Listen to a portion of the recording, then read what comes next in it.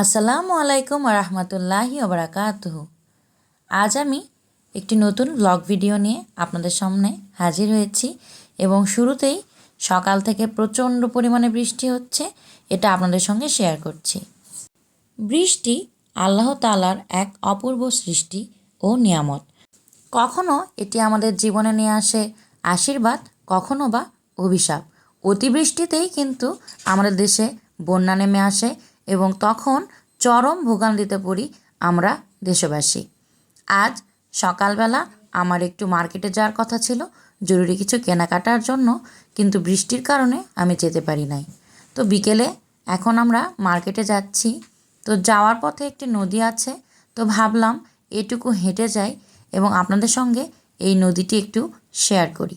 তো কেমন আছেন সবাই? আশা করছি ভালো আছেন। আল্লাহর অশেষ রহমতে আমিও ভালো আছি, আলহামদুলিল্লাহ।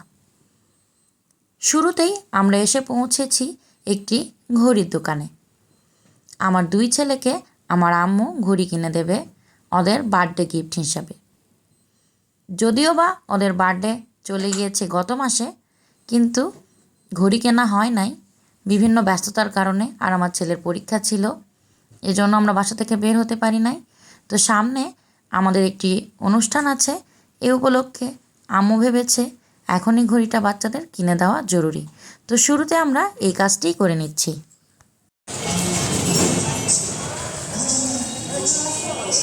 যাও বাবা।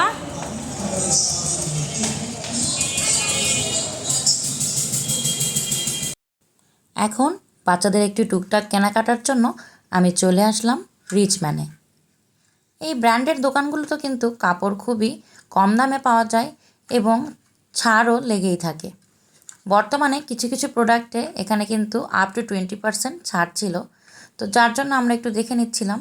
এই টপসটা কিন্তু ভালোই লাগছিল, আর আমার বড় ছেলের জন্য কিছু গেঞ্জি দেখছিলাম। এরপরই আমরা চলে আসলাম অ্যাপেক্সে। আমাদের শহরে ভালো জুতো মানেই অ্যাপেক্স, না হলে বাটা।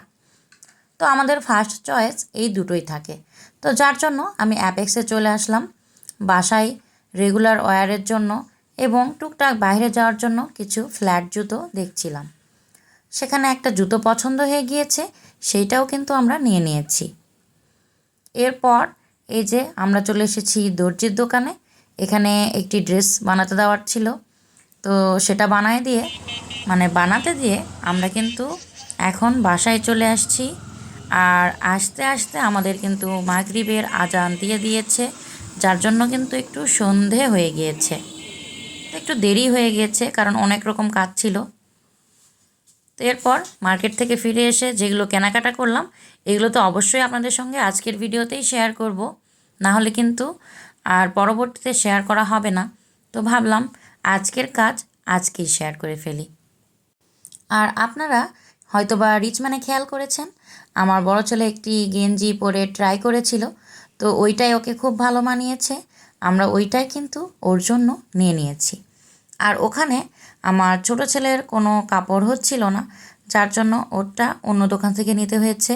বুঝে নিত বড় ছেলের জন্য নিলে ছোট বাচ্চাটাকে না দিলে কিন্তু খারাপ লাগে, আর বাচ্চাদেরও কিন্তু মনের মধ্যে একটা ইফেক্ট পড়ে। তো যার জন্যই যখনই আমার বড় ছেলের জন্য কিছু কেনা হয় তখন কিন্তু ছোট ছেলেটার জন্য কিছু না কিছু কিনতে হয়। আর এখন তো একটু দরকারই আছে আমাদের কেনাকাটা করার, টুকটাক এ আর কি। তো এইটা হলো আমার ছোট ছেলের গেঞ্জিটা, এইটাও কিন্তু অনেক সুন্দর হয়েছিল। আর ভিডিওতে হয়তো বা বোঝা যাচ্ছে না, কিন্তু এই ড্রেসটা অনেক সফট ছিল। বাচ্চাদের জিনিস একটু সফট এবং আরামদায়ক না হলে কিন্তু বাচ্চারা সেগুলো রেগুলার ইউজ করতে পারে না, আর ওরা কিন্তু সেগুলো পরতেই চায় না। এজন্য বাচ্চাদের কাপড় কেনার সময় আমি সবসময় খেয়াল করি যাতে ওরা এগুলো কমফোর্টেবলি পরতে পারে। তো এরপরে আমি আমার একটা ড্রেস আপনাদের সঙ্গে শেয়ার করছি। গতদিন একটি ভিডিওতে দেখিয়েছিলাম আমি এই ড্রেসটা বানাতে দিয়ে এসেছিলাম আমার দর্জির কাছে, আজ হয়ে গিয়েছে, নিয়ে এসেছি। তো ভাবলাম এই ড্রেসটা আপনাদের সঙ্গে শেয়ার করে দিই। এই ড্রেসটি হলো পাকিস্তানি রানা আর্টসের একটি কালেকশন। ড্রেসটির কালার আমার কাছে দারুণ লেগেছিল এবং এজন্যই আমি আজ এটা আপনাদের সঙ্গে ডিটেলে শেয়ার করব এবং আমি একটু হেলদি থাকার কারণে আমি কিন্তু ড্রেসগুলো একটু লুজ করেই বানিয়ে নিই। আর এটার প্যান্টটাও কিন্তু আমি প্যান্ট কাট সিস্টেম করেই বানিয়ে নিয়েছি। আর এই ড্রেসের ভেতরে কিন্তু ফলস অ্যাড করতে হয়েছে। আর এটার ওড়নাটাও ছিল মারাত্মক সুন্দর। পুরো ড্রেসটাই যেহেতু সেম কালারে ছিল, যার জন্য দেখতে খুব বেশি সুন্দর লাগছিল। যে ড্রেসগুলো জামা পাজামা ওড়না সেম কালার হয়, সেই ড্রেসগুলো আমার কাছে একটু বেশিই ভালো লাগে। আর এটার ওড়নাটা কিন্তু মারাত্মক সুন্দর ছিল। দুপাশে সিকোয়েন্সের কাজ ছিল এমব্রয়ডারির সঙ্গে, আর মাঝখানে শুধু এমব্রয়ডারি বড় একটা ফুল, যার জন্য এই ড্রেসটা কিন্তু একটু এক্সক্লুসিভ হয়ে যায়। এই ড্রেসটি আমি ফুল স্লিভ বানিয়েছি, এর জন্য এটা কিন্তু একটু অন্যভাবে ট্রাই করতে হয়েছে বানানোর জন্য। হাতটা কিন্তু আমি আপনাদের সঙ্গে শেয়ার করেছি।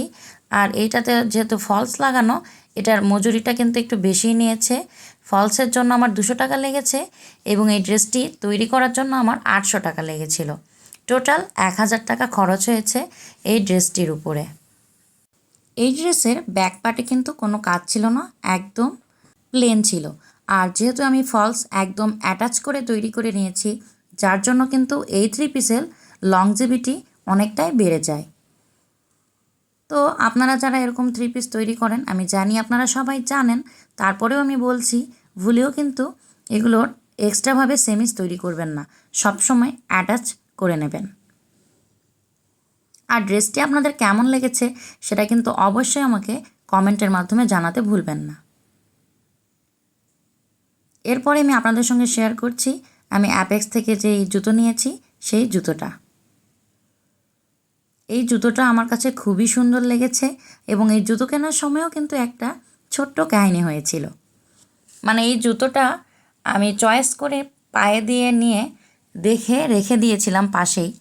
তো আমার পরে আরেকটি আপু জুতোটা পায়ে দিয়েছে এবং তার পায়েও সেমভাবেই জুতোটা লেগেছে। তো ওনার এই জুতোটা খুবই পছন্দ হয়েছে, উনিও নিতে চেয়েছে এবং আমিও নিতে চেয়েছি। তো এরপর এই সাইজের জুতো শুধু এই একটাই ছিল এবং ওনার পায়ের সাইজের জুতো আর ছিল না। তো যেহেতু আমি এটা আগে চয়েস করে রেখে দিয়েছিলাম, যার জন্য জুতোটা কিন্তু আমিই পেয়েছি এবং এই জুতোটা আমার কাছে খুবই ভালো লেগেছে। এটা আমি এখন ইউজ করি বা পরে, কিন্তু এটা কিন্তু আমি আরামসে ইউজ করতে পারবো, যেহেতু আমি ফ্ল্যাট জুতা পরে সবসময় চলাফেরা করি। এখন আমি আমার বাচ্চাদের ঘড়ি আপনাদের সঙ্গে শেয়ার করছি, যদিও বা এই ঘড়িটা দোকানে শেয়ার করা হয়ে গিয়েছে, তারপরেও আসলে কোনটা নিলাম এইটা দেখানোর জন্যই এখন আমি আপনাদের সঙ্গে ঘড়িটা শেয়ার করছি। এই ঘড়ির প্রাইস নিয়েছে 2100 এবং আমার পাশেই যে আমার ছোট ছেলেটার ঘড়ি ছিল এইটার প্রাইস নিয়েছে 100। এই ঘড়ি কেনা আসলে কোনো প্রয়োজনই ছিল না, এটা বাসায় আসার সঙ্গে সঙ্গে কিছুক্ষণ ব্যবহারের পরেই কিন্তু আমার ছেলে নষ্ট করে ফেলবে। তো তারপরেও ওনার নানি নিয়েছে, বাচ্চাদের জন্য কিছু বলার নাই। আর এই যে জেন্টস টেলার্সে আমি আমার ছেলের জন্য 2টা ট্রাউজার বানাতে দিয়েছিলাম। মাশাল্লাহ খুবই সুন্দর হয়েছে ট্রাউজারগুলো, কাপড়গুলোও খুব ভালো ছিল। যেহেতু আমি সবসময় মার্কেটে যেতে পারি না, আম্মুকে বলে রাখলে আম্মু কিন্তু নিয়ে আসে খুঁজে খুঁজে, তারপর আমরা একসাথে গিয়ে এগুলো বানাতে দিই মার্কেটে। আর এই ট্রাউজারগুলো আমার ছেলে কিন্তু অনায়াসে 1-2 বছর ব্যবহার করতে পারবে, যেহেতু এগুলো মজবুতভাবে কাপড় দিয়ে বানিয়ে নিয়েছি। এখন পাশাপাশি 2 ছেলের গেঞ্জি রেখে আপনাদের সঙ্গে শেয়ার করছি। আপনারা কমেন্টে অবশ্যই জানাবেন কোন ছেলের গেঞ্জি কতটা সুন্দর হয়েছে। আমার কাছে তো একটা ভালো লাগছে, আর একটাও কিন্তু সেটার মতোই ভালো লাগছে, কোনোটাই খারাপ লাগছে না। অবশ্যই ভবিষ্যতে বাচ্চাদেরকে পরিয়ে দেখব এবং আপনাদের সঙ্গেও শেয়ার করব। এরপর আম্মু বাচ্চাদের জন্য কুইন্স থেকে কিনে দিয়েছিল 2টা পিৎজা, মানে 2 পিস আর কি। তো বাচ্চারা ভেবেছিল পিৎজা খাবে, তো আম্মুর জন্য কিনে দিয়েছে এবং বাসায় এসে আমি বাচ্চাদের সেটা প্লেটে দিয়ে দিচ্ছি।